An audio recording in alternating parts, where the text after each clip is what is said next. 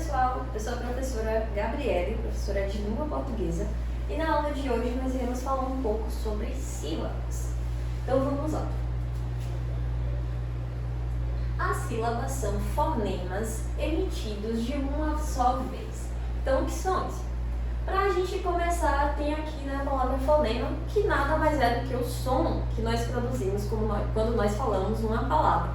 Então, por exemplo, se eu falo a palavra casa, então eu vou emitir aqui dois sons, né? É importante que a gente observe que é o som que sai de uma vez só.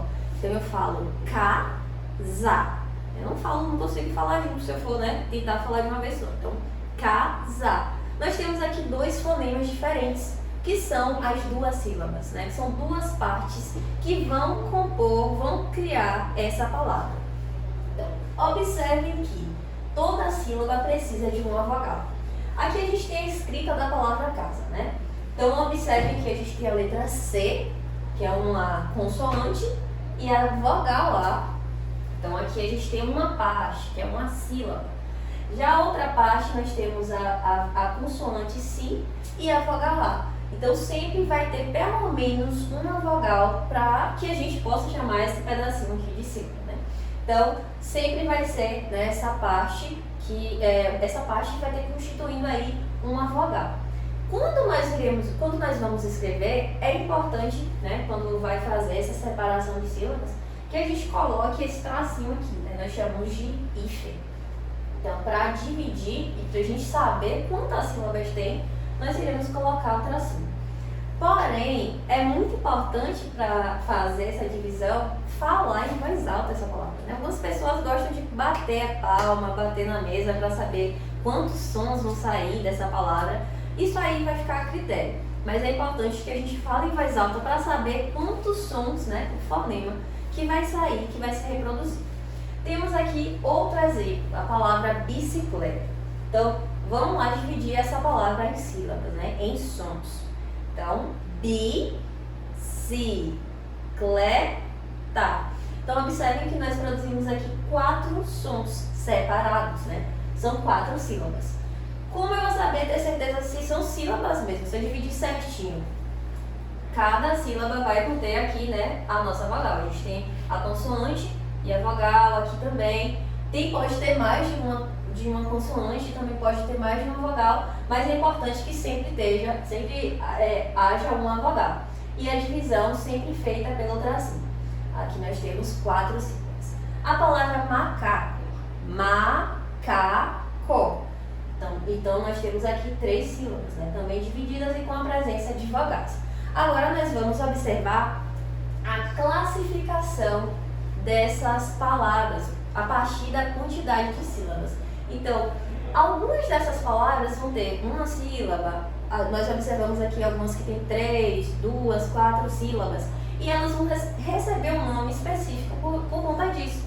Então, as palavras que têm uma sílaba só, ou seja, quando eu falo só sai um som, não tem como dividir.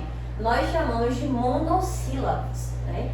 Então, temos exemplo aqui a palavra mão. Se eu falar mão, não tem como dividir, é só esse som que vai ser emitido. Acontece a mesma coisa com pai. Pai, sai de uma vez só. Pé, mar. Então, são palavras que só apresentam uma sílaba e são chamadas, né, de monossílabas. As palavras de sílabas são palavras que possuem 2 sílabas, né? De 2. Então, temos a palavra papai. Papai.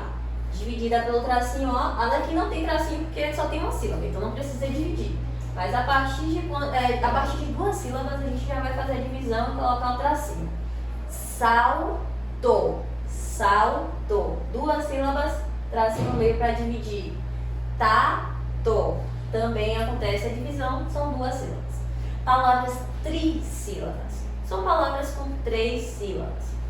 Nós temos aqui o exemplo, a palavra cortina. Cortina. Sacola e sapato. São palavras que têm 3 sílabas. E por último, existem palavras também, palavras extensas, né, palavras muito grandes, que vão ser divididas em mais sílabas. E nós chamamos elas de palavras com polissílabas, né? Que tem 4 ou mais sílabas. Como, por exemplo, a palavra bilheteria. Então, nós vamos dividir aqui, ó, bilheteria,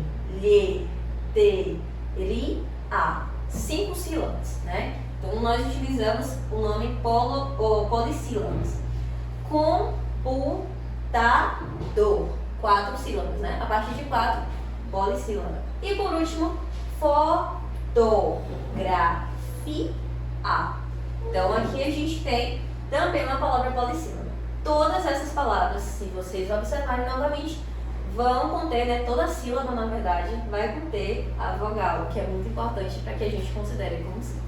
Então, pessoal, por hoje é só, né? Nós finalizamos aqui a nossa aula sobre sílabas. Nós observamos um pouquinho da classificação e na próxima aula nós iremos falar sobre a sílaba tônica, ok? Até mais!